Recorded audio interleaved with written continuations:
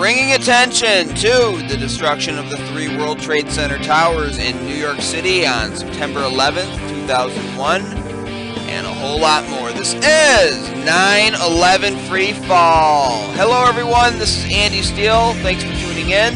Today I'm hosting this show's second ever panel discussion, mostly centering around the clips that I'm about to play for you in this first segment. Stay tuned, I'm going to be breaking some new and very promising developments in 9/11 Truth Outreach. Before I do, though, I just want to make a quick announcement. I mentioned some time ago that I would be making episodes of this program downloadable in MP3 format. That is now a reality. If you go to 911freefall.com and look to the left-hand side of the page, in the menu bar that's now at the top, you're going to see that it says Download MP3s of Episodes.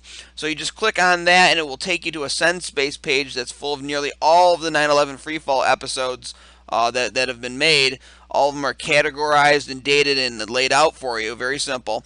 Just click on the episode you want, save it, and it is yours. Alright, I'm going to be eventually do this with the video format of the shows too, so if anyone wants to put the shows on public access, you can do that. The videos are no different than the MP3s, though. They just have a nice picture for you to look at while you listen. But please feel free to share the episodes and spread them around to educate others about the controlled demolition evidence and to promote the cause. Consider the shows another tool in your own outreach. And you don't have to ask for my permission, just go out and do it, okay? Again, if anyone has any feedback or issues with the MP3s, please contact me via the contact box on the left-hand side of 911freefall.com. Okay, folks, I have 2 clips from Washington Journal. And the first one, the person receiving the question, is Representative Charles Dent of Pennsylvania. This was on November the 13th. Of that sort that I think that could be embraced, perhaps by both sides. All right, let's get to phone calls. Sure. Daryl's been waiting in Buffalo, New York. Republican caller. Hi, Daryl. Yes, hi. Thank you for taking my call. Can you please explain, Charlie, to viewers why people in Congress are ignoring the obvious evidence that Building 7 was brought down in a controlled demolition on 9/11, and why they won't simply call for a new investigation of its destruction without pointing any fingers at any party, just to address the technical aspects of the issue? Okay, Daryl, it's not our topic for today. Let me preface his, before you respond, that there's an organized effort to call into our show to talk about what happened on 9/11. Some from some folks, excuse me, that don't trust the government and the explanation of it. So go ahead and respond. Well, sure. Well, first I want to say my cousin Steve McIntyre was in the North Tower on 9/11. He was on the 91st floor. He escaped. He was on the highest floor of anybody who escaped the first tower that was struck by one of the jets on 9/11. So I'm very much interested in this issue. I served on the Homeland Security Committee. I will be happy to look at the issues of surrounding Building 7. We certainly saw the North and South Tower go down shortly after the strike.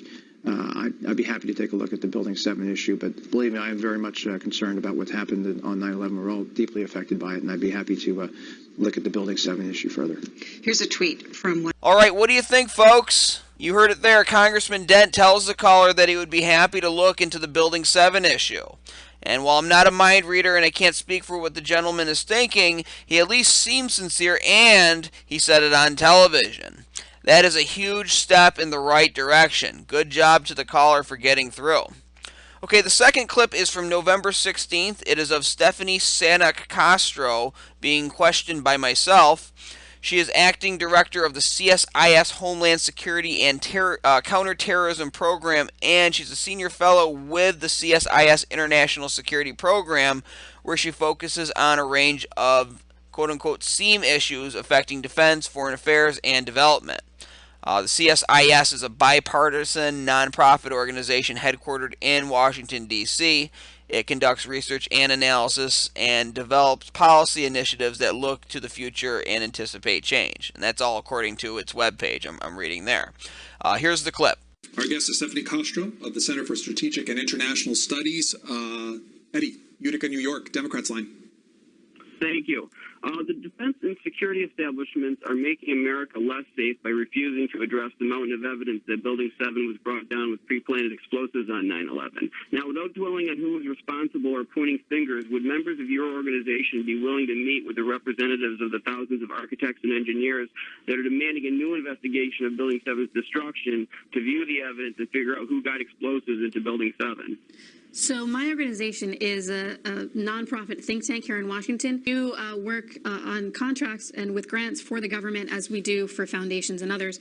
I would say that I would be willing to speak with you all about what perspective that you bring to the table. So I'd be happy to. So there you go. Not business as usual, at least in these cases, at Washington Journal. Some very promising responses from these two individuals, and that's the subject that opens my discussion with 9/11 Truth activists Wayne Coste, Mike Cook, and John Meaders that I am about to play for you.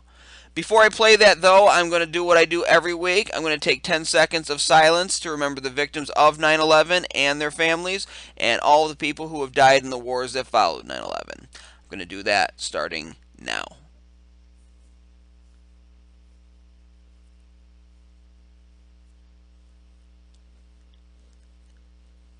And that is 10 seconds.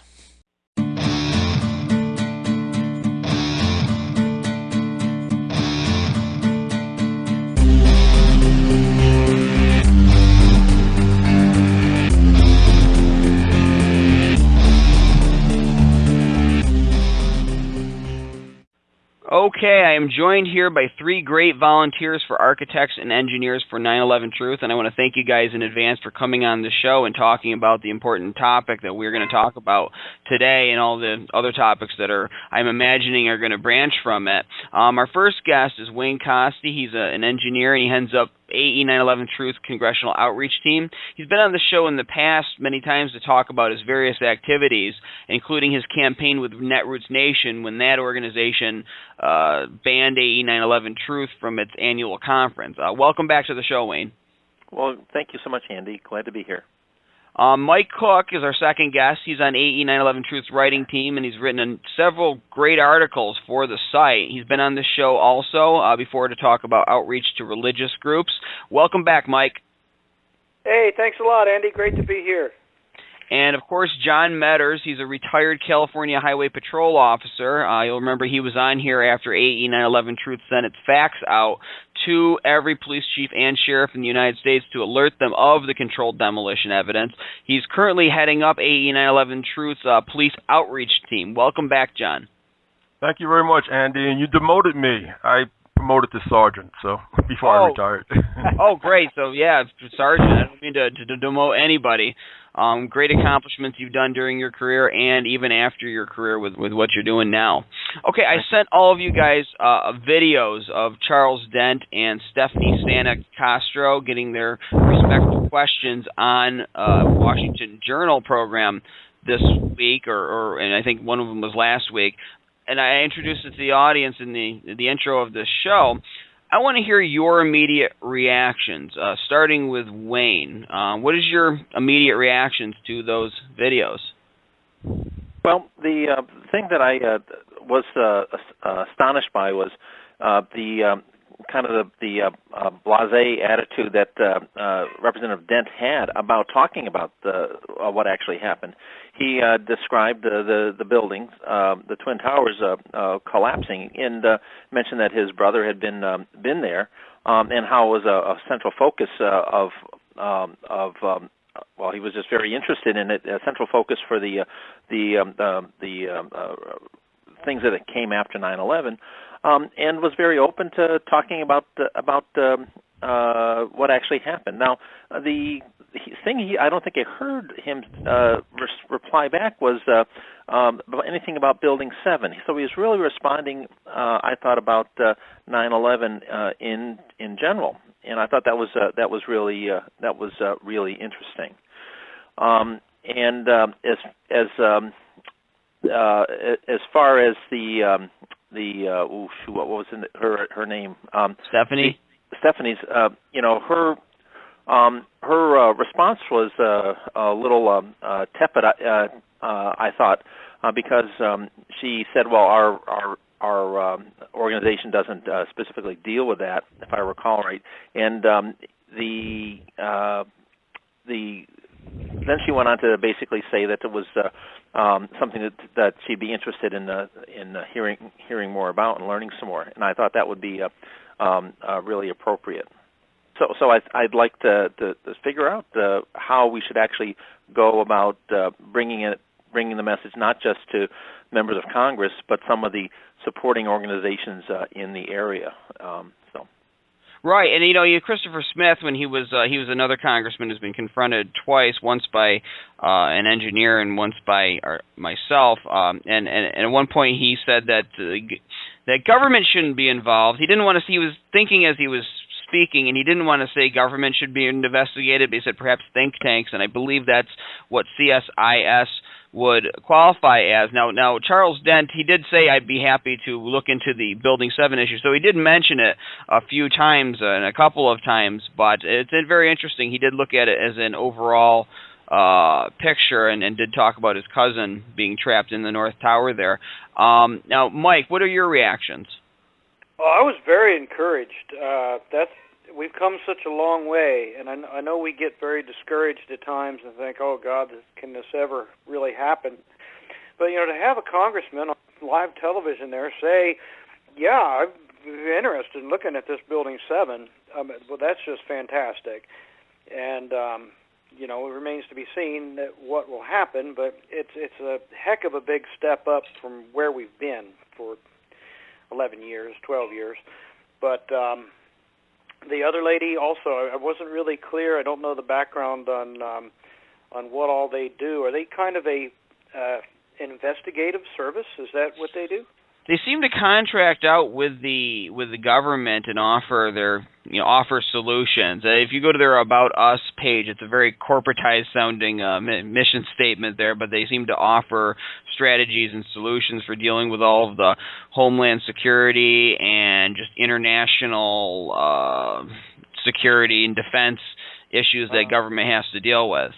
I see. Yeah, so they're not into investigation, but they are more of a think tank and do,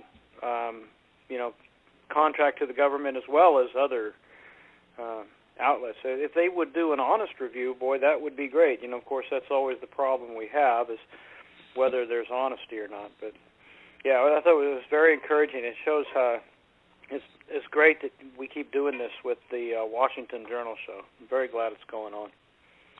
And, John, what are your reactions? Andy, my initial reaction was the host of the show, especially on C-SPAN.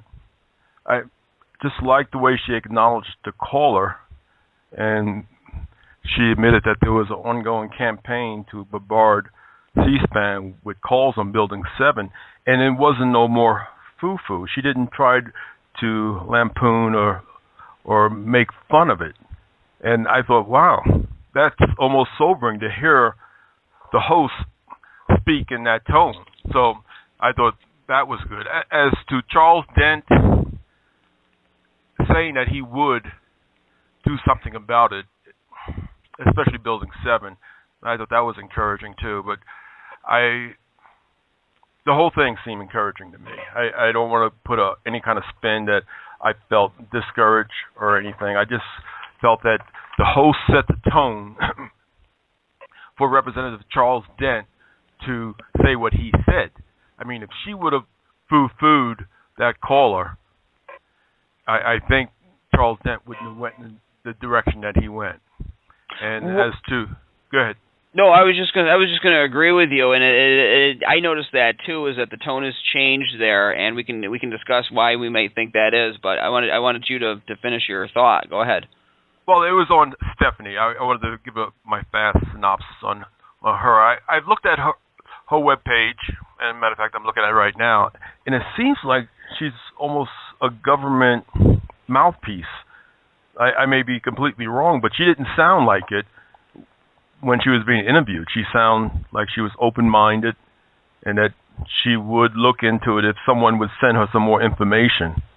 So my question to you, Andy, do you have contact with her? Or are you planning on sending her some information about what's really going on? Maybe she really is in the dark.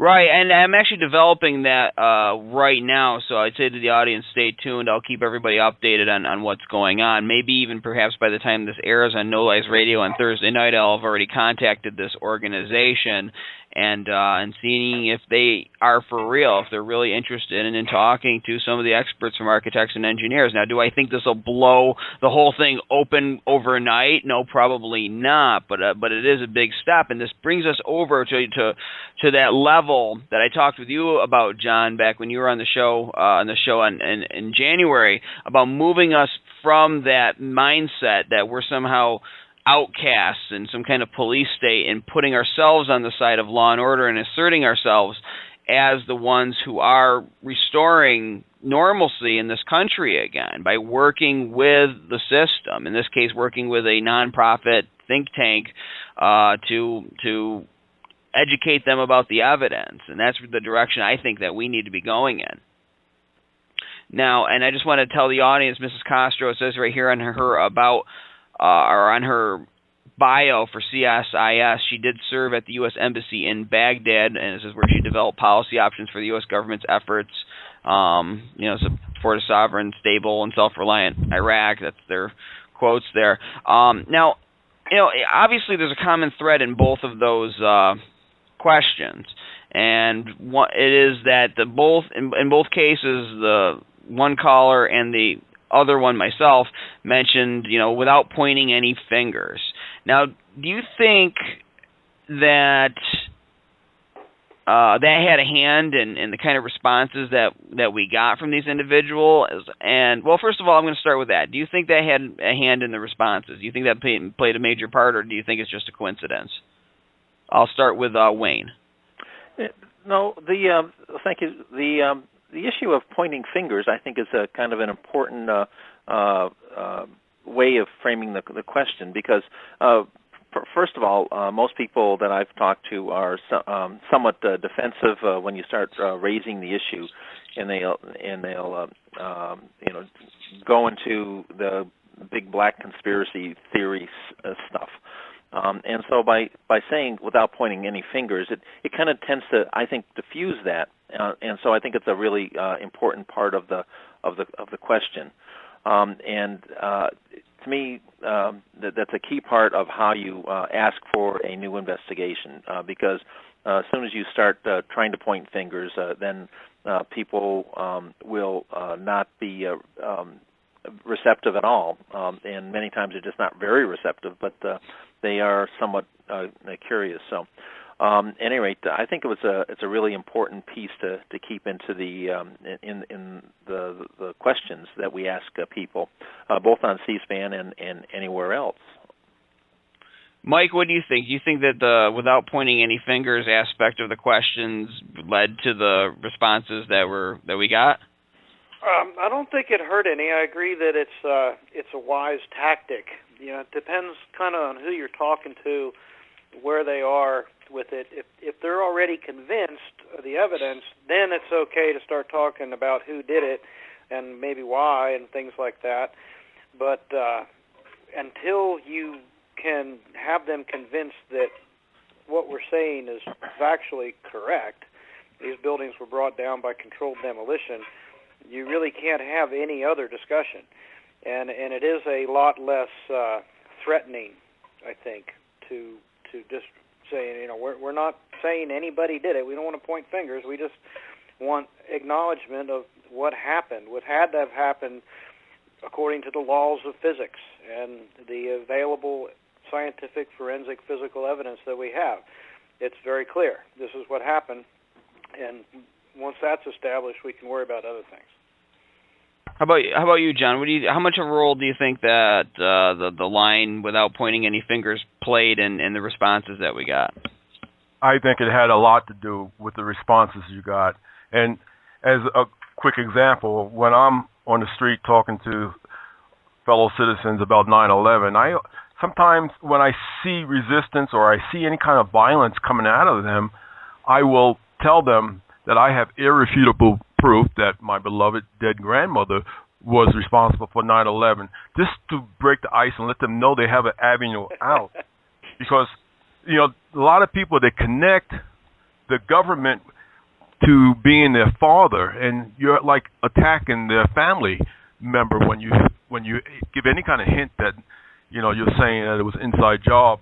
So that's what I do, and I think that's what happened, is that they had an avenue out, that you weren't pointing fingers. You're not talking about their dad. You're talking about Sergeant Meaders' dead grandmother. And so that was good. I loved that. Well, and it's funny, too, because you talk about, and I'm not saying you, John, I'm just talking about people in general. They say the government, and you think of the government as just this giant person, standing over everyone. Oh, the government, it's him. But the government's made up of people, and obviously our own government, members of intelligence, worry about things like spies infiltrating it, because theoretically somebody from a country that doesn't like us could work its way into the government and get in a position of power or of having certain information that we don't want other countries to have within our ranks, so they worry about that, and they go through background checks because this is a very real possibility. Now, you could apply the same thing to what happened with 9/11. If there was some kind of insider involvement, that doesn't mean the U.S. government, all right, just like it doesn't mean the U.S. government was behind stealing secrets and selling them to the Red Chinese. It just means that there could be a bad apple within it. And I think that with this approach and just putting people off the hot seat, members of the government, putting them off the hot seat, I think it's a good one. But then it begs the question here, is it possible to not point fingers when you get into this? And I use the examples that when I was talking to somebody outside of Fox News' studios in New York City, I could reach them with some of the facts about the controlled demolition evidence, but they were very defensive, and they immediately wanted to know who and why somebody would do something. That seemed to be who or why somebody would want to do this kind of act. That seemed to be their big sticking point and what they wanted to dwell on more. So do you think it's possible, once you get into this and you start showing them the evidence of not pointing fingers, do you think we can have a certain kind of discussion with government officials without eventually coming to that, or not even eventually, but shortly coming to that question? I'll start with Wayne. Well, the question of who did it, and when I do my outreach, and I've been, I may actually push the limits a little bit. I ask people to kind of follow the money, and I do kind of the really close to home type of follow the money question. And what I do is I bring in the issues related to the insurance claims that were paid out as a result of 9/11.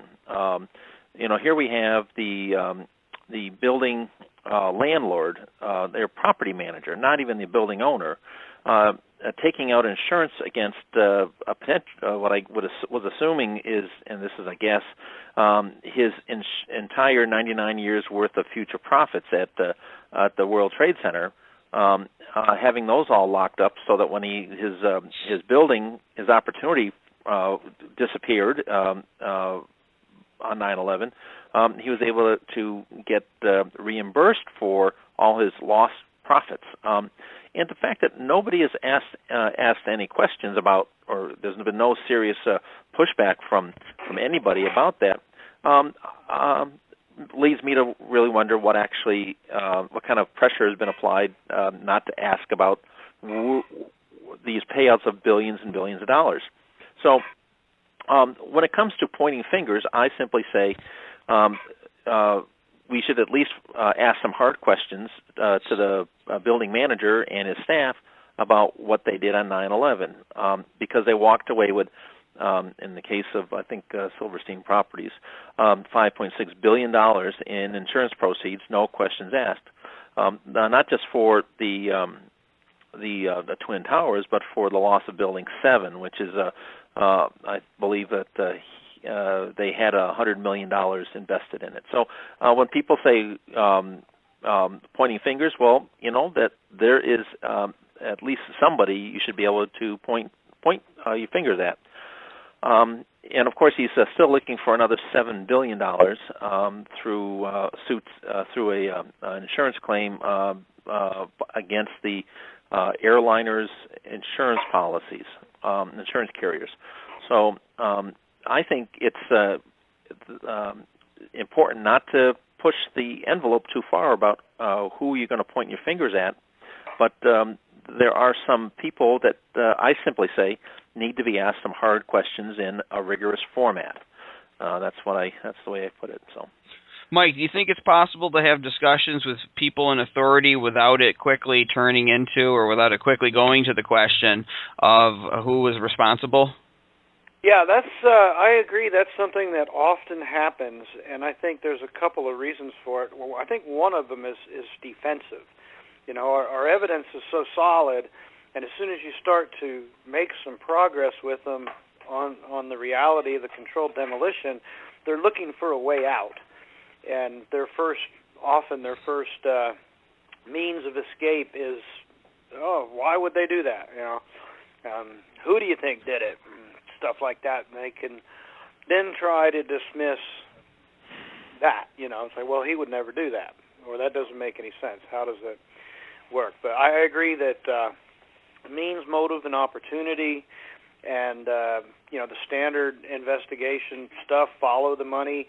Just the fact that these weren't done for 9/11 is a huge telltale sign. I mean, of course, you're going to investigate the stock trades and the insurance payouts and all the rest of it. Any kind of regular investigation would do those things, but it didn't happen. And when you don't have the standard operating procedure being followed, you know, like the National Fire Protection Agency 921, the testing for explosives, including nanothermite, or I'm sorry, not nanothermite, but just regular thermite, anytime there's high order damage and things like that, then right there you've got a huge red flag. An awful lot of good work has been done. Kevin Ryan, former Architects and Engineers board member and volunteer, has put out a new book, Another 19, looking at 19 other suspects that are perhaps more worthy of consideration than the alleged 19 hijackers.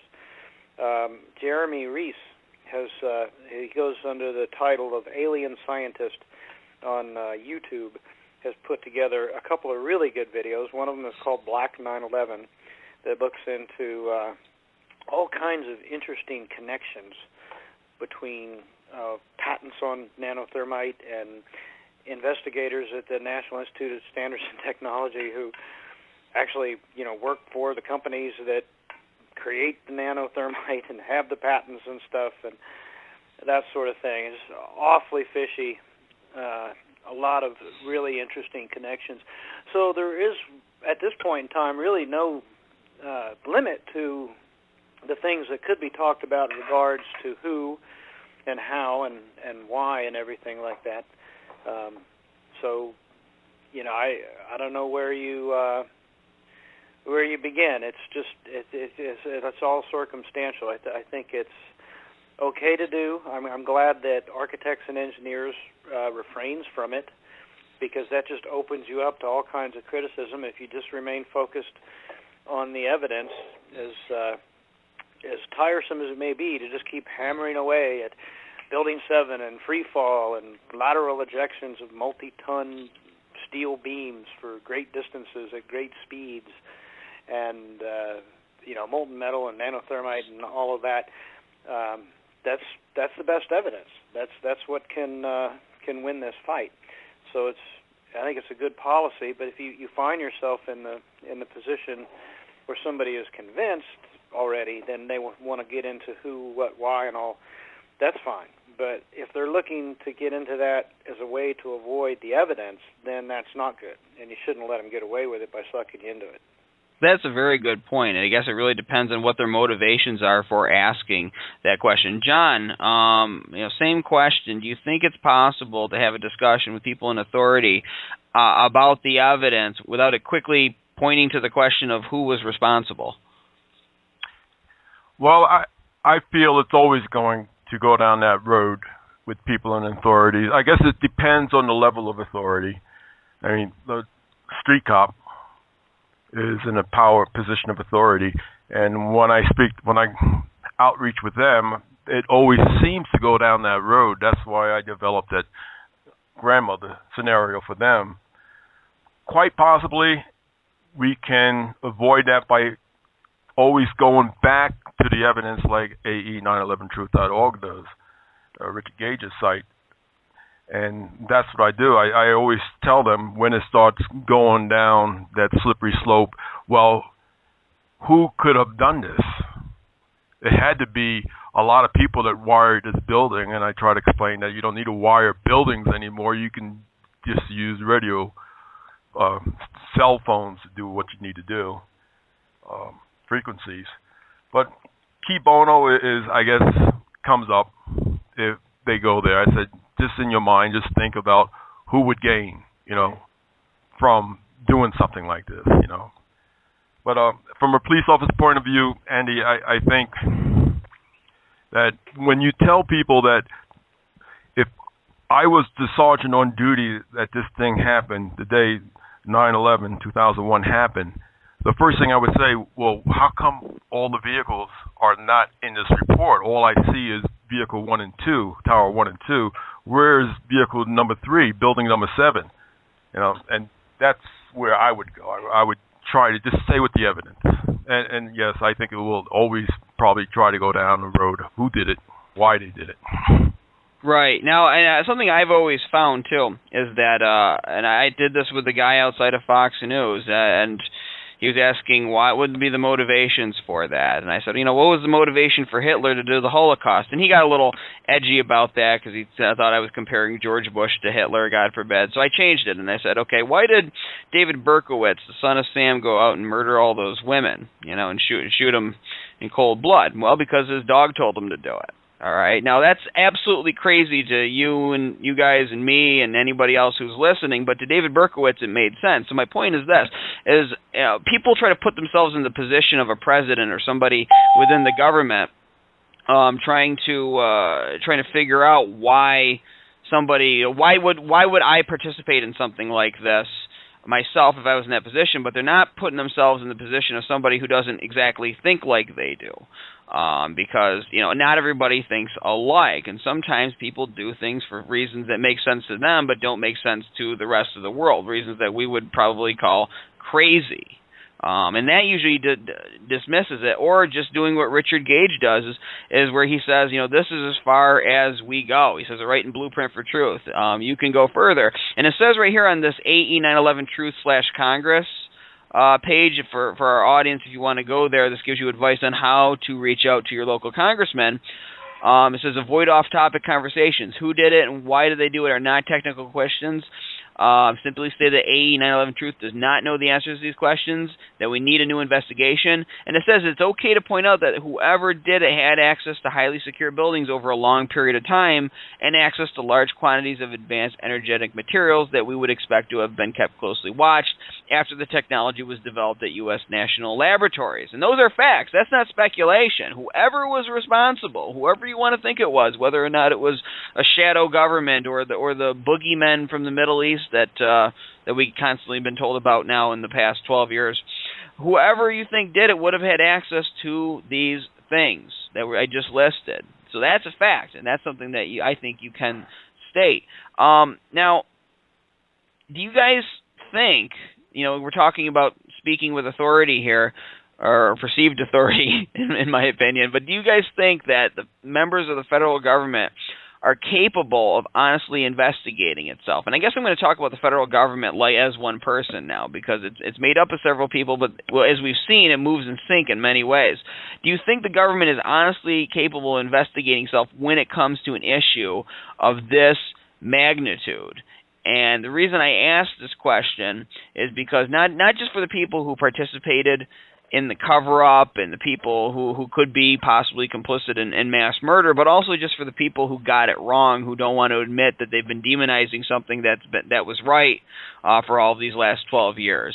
The ego's involved too. So I'm going to throw this going right back to Wayne. Can the government investigate itself with an issue like this? Okay, so in answering the question of whether or not the government can investigate itself on an issue this big, I don't think that it is really going to be something they can do. They're going to be probably one of the followers of the trail the end of the parade. Once it's all been solved, then they might be able to come on. Although it's possible that the government will never acknowledge what we found. Now, one of the things you have to remember is that the key government restructuring after 9/11 was the development of the Department of Homeland Security. The Department of Homeland Security was originally developed so that there would be no ability to miss the terrorists by having their internal bureaucratic walls. Now, that was the official reason, but in fact, part of the other discussion was that there were competing bureaucracies, and by competing, they're looking for information, they're looking for other intelligence to do better than the other guys. So there was some internal competition, and apparently we like competition to make things better. But in this case, the reason that we have a single Department of Homeland Security with all this stuff underneath it is, in my opinion, a problem, simply because it consolidates the chain and eliminates dissent, eliminates the one group trying to find out what's going on in other parts of the government, and eliminates the ability to have whistleblowers in one department, because you end up being all under the same roof line, all the same chain of command, and so that is going to make it very difficult. And of course, with all the NSA surveillance, they're able to block or provide enough fear for even members of Congress to even respond about some of these questions. I actually, I'm not going to be saying too much more about this. My senator, who I contacted about, wouldn't you support a call for a conference to clear the air about what happened to Building 7? The response back, and also mentioned that there was a couple of FOIA requests that we'd like to have part of that conference. The response we got back was that we, very briefly, we are not going to be following up on your request. That was it, right? So all we were asking them to do was to ask Dr. Patrick Gallagher, the executive director of NIST, to hold a conference to explain the evidence to architects and engineers, and he would not do that. So that gives you a level of intimidation at the highest levels. Why won't a senator do this? Why won't a representative do this? And so we'll be looking forward to other responses back from members of Congress who have been asked to do simple tasks like call for a Clear the Air conference. Absolutely, that's very interesting. And you know, what you're telling about the senator happened with me and my congressman's office, Richard Hanna's, when we just asked his office to ask NIST to test their World Trade Center dust for presence of any kind of incendiaries or explosives, and very briefly they just said, nope, we're not going to do that, thank you, and that was it. And the same kind of response, and it makes me wonder when you talk about the surveillance and stuff, you know, I usually keep the show focused on the controlled demolition evidence, the science, and then anything related to it that includes the media wall that we run into. So I have episodes that focus on that and on psychology, and it makes me wonder if maybe the surveillance is more pertinent to this show because of its potential as a tool to keep people quiet, as intimidation. I don't know. Now, Mike, same question. Is the government capable of investigating itself? Yeah, well, I think it's important to remember that it is a very big critter. There's a lot of different people in it. I think that it is, obviously, it's very, very difficult.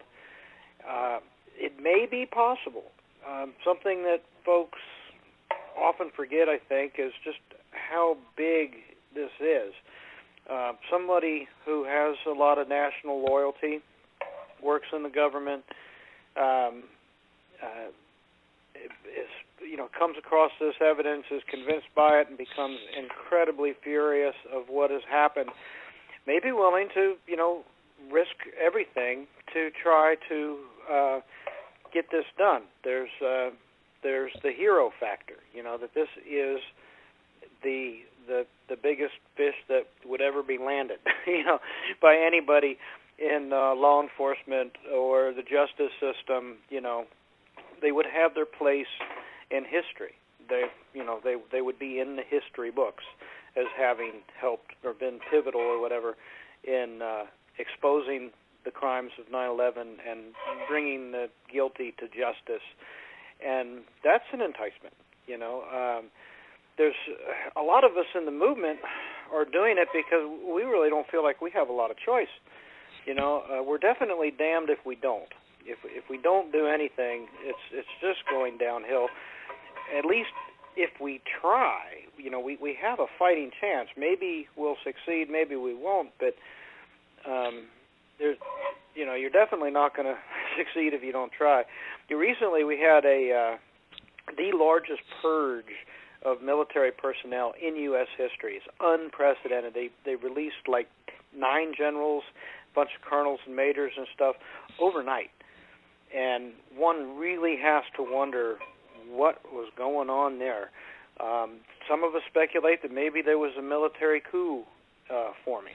That is a possibility. It's only speculation. We don't know. We can't know. But there are an awful lot of people who are in government who are good people and who are aware that things are going really bad and that they don't show much sign of turning around. And this is something that can turn everything around in a really big way, like overnight, and that's what we keep hoping for. So, also it helps to look at history like, it would have been unthinkable at some point in the past for black people to eat in the same restaurant with white people. Right, in parts of the country, it just did not happen. It wasn't going to happen. He joking and never, ever. But as time goes on and things evolve and change, well, what do you know? What was impossible becomes possible, and that's kind of how I look at this. It's, we're still, even it's a decade on, we're still kind of in the early stages of this. We've got an awful lot of good people working very hard on it. Got good information, good books, good movies, people all over the world. Some of them, people in power. Remember Japan, with that fellow that brought it before the Japanese Congress. We've had a lot of points scored, and I encourage people to also think about what's going on from the perspective of the perpetrators. They cannot be happy about all this, right? They've got to be pretty worried about all the progress we're making, and I think that's a big reason behind all the other staged events, the mass casualty events that are going on that have a lot of problems with them at first blush. So, answer to the question, maybe. Maybe through the courts with brave, dedicated, honest people who realize that everything's on the line here, and there is no way out but forward, will rise to the occasion and prosecute these crimes. I mean, we have no shortage of places to start. It doesn't need to begin with Cheney and Bush. It can begin much lower level, and it's going to take a long time. But potentially, it could happen. I certainly hope it does. I don't know what alternatives are. I'm all in favor of revolution so long as it's nonviolent. But boy, most average people, they're just not up to real serious fights like this unless their back is against the wall. They're immediately, obviously fighting for their lives. They just don't get involved. They just don't do things. So I hope that is helpful. I don't know what's going to happen. I feel like sooner or later it's inevitable. I mean, you just look at the trend from where you couldn't even talk about it and nobody would believe you, and it just gets easier and easier all the time for people to accept the evidence and go there. Sooner or later, something's got to happen some way. I don't see any way that it could be avoided indefinitely. Right, so I take that as an emphatic maybe. I think that's what I have, and I lean towards yes, because I personally don't think that the system itself, the people in the system that guard this lie, can maintain it. I think their arrogance is going to crush them. That's how things always work. They end up being their worst enemies. John, what do you think? Do you think that the system, the government, is capable of investigating itself and bringing the truth to light? No, Andy, I'm going to take the other road. I got an emphatic no. And I say that in light of, that fateful day coming up, November 22nd, just past 12. The Warren Commission attempted to investigate itself. It did a lousy job. They left out evidence. They invented the straw man and the entire 9 yards. I don't think in its current condition the government can investigate itself. That doesn't mean we stop trying. It's just that empire building has been going on since 1963 at a rapid pace, and we're at a condition right now where the government is very resistant to turning over. So if you even look at police organizations, when you try to expose corruption on police organizations, generally you have to bring in someone else to do it. I've been in a few federal investigations, and we always had to get someone else, either the sheriff's department, to come and investigate something going on in the highway patrol or city police department, generally the federal government, to get them into investigating some really heinous crime that's been going on. So I hate to say it like that, but you have to take it out of house. International court, maybe? I don't know. But they're going to invent all kinds of ways to stop the investigation from going along an honesty line. And that's where I stand. Now, it's funny, we were talking earlier about the change in tone from the host and them not just saying, it's just some conspiracy theorists calling in, and how that influenced the guests. And I think the media has a huge part to play in this, just because they give you the perceived reality. They create it for you. And so what I didn't report on in the beginning of the show, and I don't know if I sent you guys this video, there's another call. It was a senator. His name escapes me at the moment. He got a call about the controlled demolition evidence, and the host actually gets the position of AE 9/11 Truth right for a change, where she says there's a group that doesn't think that the investigation of the World Trade Center or of 9/11 was adequate, instead of just saying, they blame the government for doing 9/11. So that changes the whole context for the person. And so they're getting it right. Now I want to ask, I'm going to just throw this out there, whoever wants to chime in first and has an opinion about it. The media cover-up, it's apparent, it's clear, it's in your face. How much of it do you think is just regular cognitive dissonance in the hosts and the reporters, because they're all people too, and how much of it do you think is deliberate? So this is Wayne. I'll take the first shot at that, and I'm going to go back and talk about Stephanie's response. And I watched a good part of the interview, and it is clear that there is this pervasive myth that's out there, of the myth of Al-Qaeda, the myth of all these terrorist organizations that are outwitting us, and how we've structured ourselves to interact with the world through these organizations, or in response to these organizations.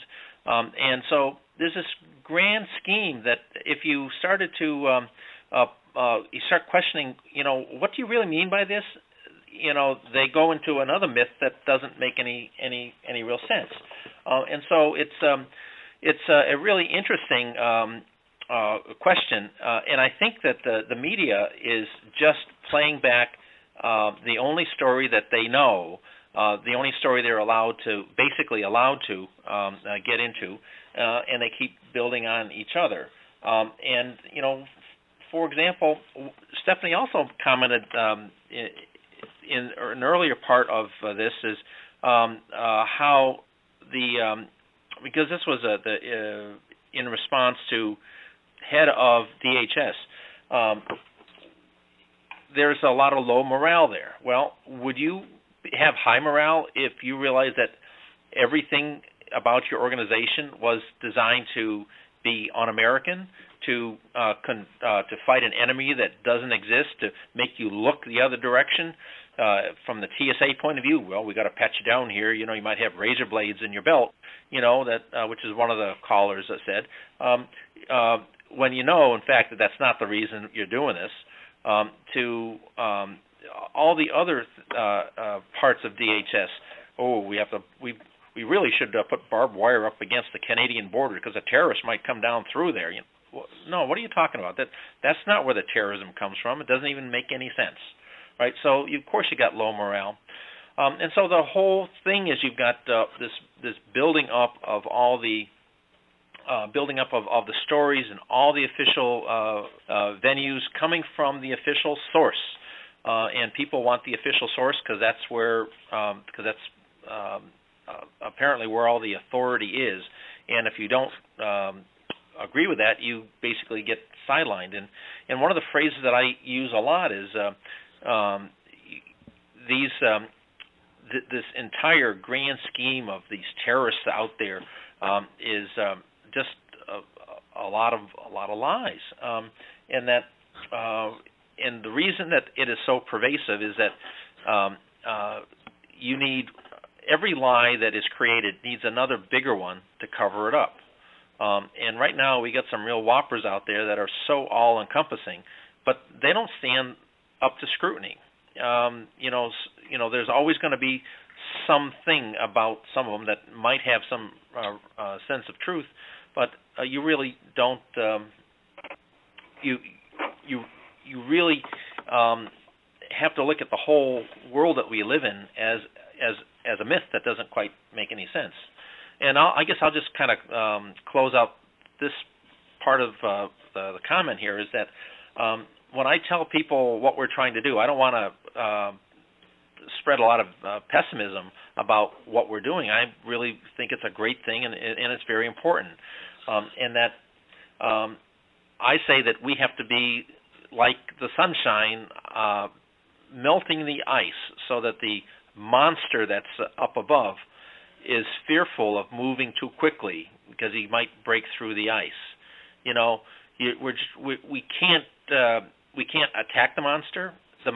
We just have to, first of all, make sure that it is so difficult for it to make that next big move, so that we've got people skeptical enough so that they'd be willing to look at the evidence of what is going on a little more carefully. So we're probably not there yet. That's why we have some more work to do.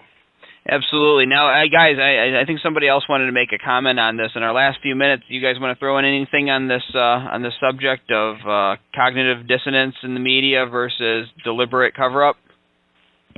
I could say something real quick. I think you'll never know, unless you can read minds or you have confessions or something, whether they're in cognitive dissonance and just have a hard time going there, or if they're aware and actively covering up. The result is the same. It doesn't matter that much, but certainly in the higher levels of the media, the people who make the decisions about what to cover and how to cover, oh boy, there's some folks that really need to be brought up on charges. We've been putting this out for a long time very well, and we haven't been treated fairly, and that's very obvious. So there is some complicity, without a doubt, obviously, in the upper echelons of the media. Now, how deep that runs with the rank-and-file reporters, I don't know. I couldn't tell you, but I think most of them are probably just incredulous and don't want to believe it, have a difficult time believing it, and so on. Let me chime in real fast, too. Andy, I believe that media is going to be bought and paid for it. They're not going to commit suicide. They're not going to let someone stab them that's on their payroll, stab them in the heart. And that's what's going on. I mean, if you look at media today, arguably there's probably 6 corporations controlling all of them, and that you're not going to pierce that veil, just like that. It's just not going to happen. It's controlled. Well, and Wayne brought up the whole notion of people working for something that they don't believe in, and so that can lead to depression and obviously people in the media too. And I just want to say this to folks out there. Look, folks, I worked for a heartless corporation for 3 years in insurance, all right? And I was in just basic customer service. I wasn't happy with what we were doing. I was explaining to people why we can't pay for their dental surgery that they need because our own dentists determined that they don't need this, when in a lot of cases they did. And I had to explain this to dentists. I'm not even a dentist myself. I'm not going to say the name of the company. But they also want us to shove people off the phone, and under 3 minutes, it was something like that, some crazy amount, and meet some kind of talk time record for the month. And finally, I had made enough money. I was making good money there, but it was miserable. And the people there, a lot of them were very miserable too. So I left. All right, they wanted me to write an essay on how I was going to meet my talk time because I was ignoring it. I didn't want to. I decided to help each person as they came through, and I was happier for it. But they wanted me to bring it down, so I just, by the end of lunchtime, I was gone. I left, and now I make less money, but I'm a lot happier, and I can focus more on what I consider my real work, which is this. And I'm saying this to the media out there that if you people defect and you go into independent alternative media, and you can tell the truth, you can still make money, there's people that do it, they're going to be left with their lowest talent, with their worst talent, and then the system will fall apart on itself because then they're not going to have the best and brightest holding themselves up, and people are going to see through it, and basically we're going to have a renaissance. I think if more people had that kind of courage to just say, forget the money, I'm going to tell the truth, I'm going to do the right thing, that you wouldn't have to do it for very long. The system would fall apart, and then you could be right back to where you were soon. But even if you don't, you're going to be a lot happier. You had something to say, Mike? Yeah, and they would be like on top of the world too for having done this great good deed. So the possibilities are endless. If we come out on top of this, there's going to be a lot of opportunity for a lot of people. Thanks for listening. Remember, you can listen to this program every Thursday night on No Lies Radio at 10 o'clock Eastern, 7 o'clock Pacific. This is Andy Steele saying have a great week and good luck.